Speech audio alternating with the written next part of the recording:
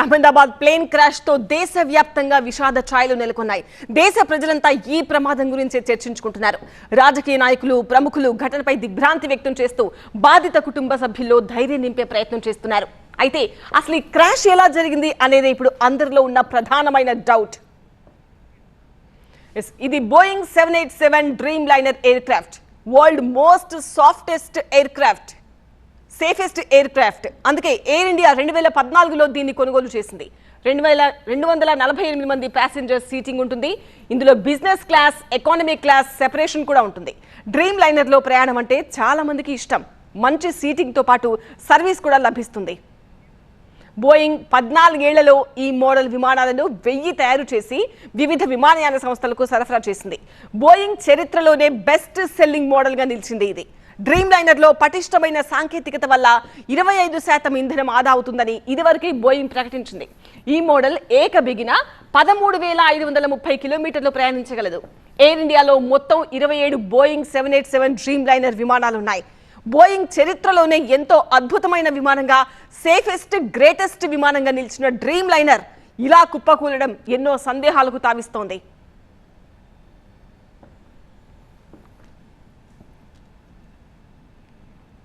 ఇంత మంచి air craft take off అయిన 10 సెకండ్లలోనే ఎలా ఫెయిల్ అయింది? దీనికి కారణాలేంటి? జనరల్గా ఆలోచిస్తే ఆ విమానం ఏదైనా పక్షిని ఢీకొనడం, సాంకేతిక లోపాలు తలెత్తడం వల్ల కూలిపోయి ఉంటుందని అంచనాకు వస్తారు. అయితే రియాలిటీలో బోయింగ్లో ఎలాంటి లోపాలుంటాయి? గతంలో ఈ పర్టికులర్ మోడల్ బోయింగ్ 787 డ్రీమ్ లైనర్లో తలెత్తిన లోపాలేంటో ఒకసారి చూద్దాం. మొత్తం 7 రకాల కారణాలు కనిపిస్తున్నాయి. అందులో మొదటిది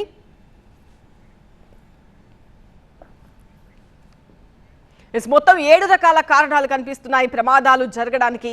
అందులో మొదటి కారణం ఇంజిన్ ఫెయిల్యూర్.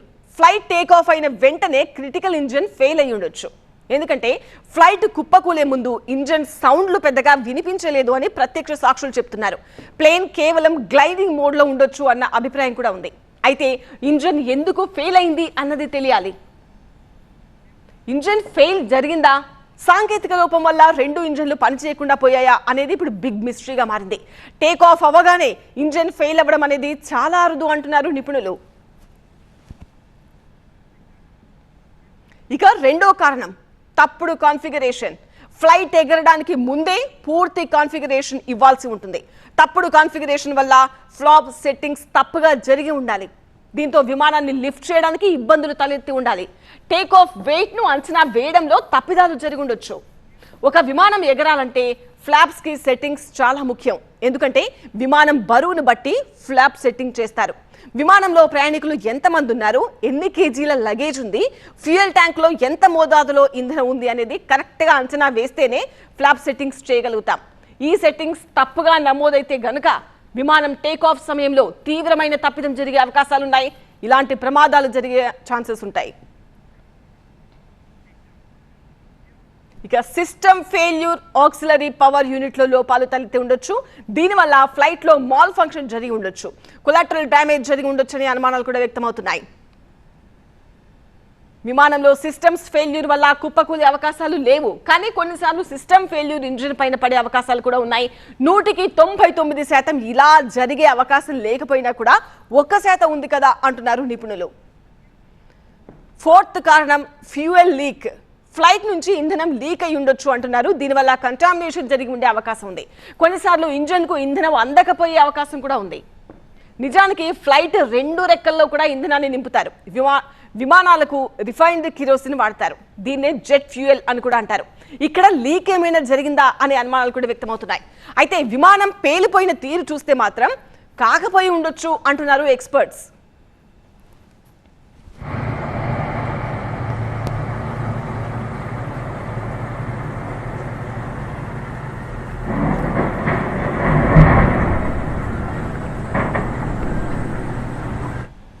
మరొక కారణం బర్డ్ హిట్.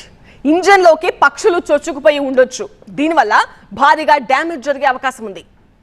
బోయింగ్ 787 విమానం ఇంజన్ దాదాపు ఫెయిల్ అయ్యే అవకాశాలు అయితే లేవు. 1-2 పక్షులు ఇంజన్ ఢీకొట్టినా కూడా సాఫీగానే వెళ్లిపోయే అవకాశాలున్నాయి. కానీ పక్షుల గుంపు ఇంజన్ ఢీకొడితే మాత్రం సమస్య తలెత్తే ప్రమాదం ఉంది. ఆ తర్వాత ఫెయిల్యూర్ అయ్యి కుప్పకూలే అవకాశాలు మెండుగా ఉన్నాయి. Next pilot error. పైలట్ తప్పిదం కూడా ఉండొచ్చు. టేక్ ఆఫ్ నియమాలను సరిగా పాటించకపోయి ఉండొచ్చు. పైలట్ నుంచి మేడే కాల్ తప్ప మరే కమ్యూనికేషన్ కూడా లేదు. నెక్స్ట్, ఈ ఫ్లైట్ కెప్టెన్ గా ఉన్న సుమిత్ సబర్వాల్ కు అపార అనుభవం ఉంది. ఆయనకు 8,200 గంటల ఫ్లయింగ్ ఎక్స్పీరియన్స్ ఉంది. ఫస్ట్ ఆఫీసర్ క్లైవ్ కుందర్ 1,100 గంటల ఫ్లయింగ్ ఎక్స్పీరియన్స్ ఇతనికి ఉంది. వీరి నుంచి డ్రీమ్ లైనర్ చేజారిపోయే అవకాశమే లేదు అని చెప్తున్నారు నిపుణులు. అయితే ఫ్లైట్ లిఫ్ట్ ఆఫ్ సమయంలో ఏం జరిగి ఉండొచ్చు అనే సందేహమే ఇప్పుడు అందరిలో ఉంది.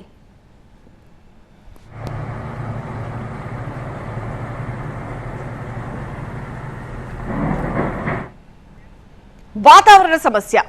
ఉన్నపాటుగా వాతావరణంలో మార్పులు రావడం, లిఫ్టింగ్ కు వెదర్ అనుకూలంగా లేకపోవడం, గాలి కొరత కూడా కారణంగా చెప్తూ ఉన్నారు. ఇక లిఫ్ట్ సమయంలో గాలి కోత కూడా కారణంగా ఉండొచ్చు. అయితే ఈ రోజు అహ్మదాబాద్ వాతావరణం మాత్రం సాధారణంగానే ఉంది కాబట్టి ఈ సమస్య కాకపోయి ఉండొచ్చు అని అంచనా వేస్తున్నారు.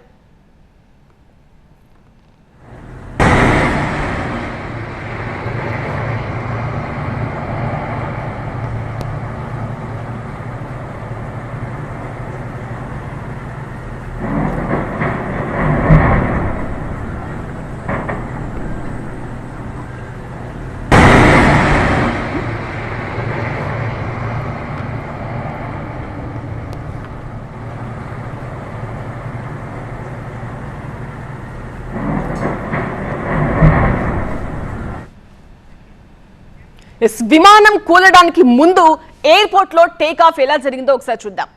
విమానం టేక్ ఆఫ్ కావడానికి కూలడానికి కనీసం 30 సెకండ్ల సమయం కూడా లేదు. ఎయిర్ ఇండియా విమానం ప్రమాద సమయంలో ఆ ఫ్లైట్ పైలట్ ఉన్నారు సుమిత్ సబర్వాల్.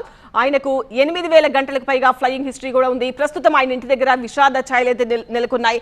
ఒక్కసారి మనం ఆ ఫ్లైట్ క్రాష్ అయ్యే ముందు ఏం జరిగింది, ఎయిర్పోర్ట్ లో పరిస్థితి ఏంటి అనేది ఒకసారి మనం డీటెయిల్ గా చూస్తున్నాము వీడియో వాల్ పైన.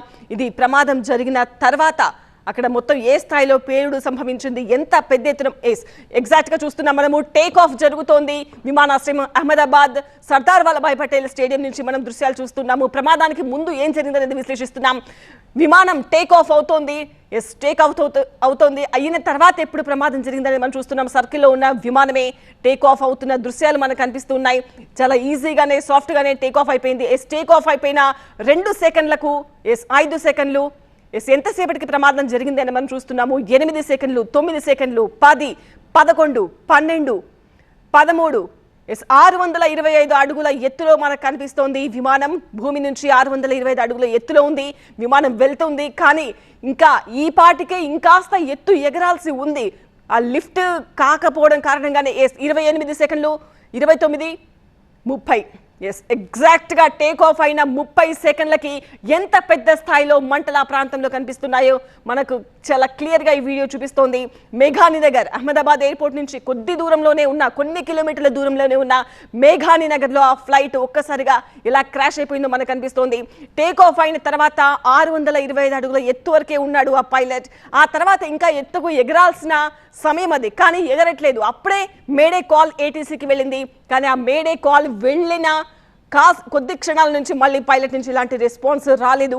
అంటే అప్పటికే ప్రమాదం జరిగింది.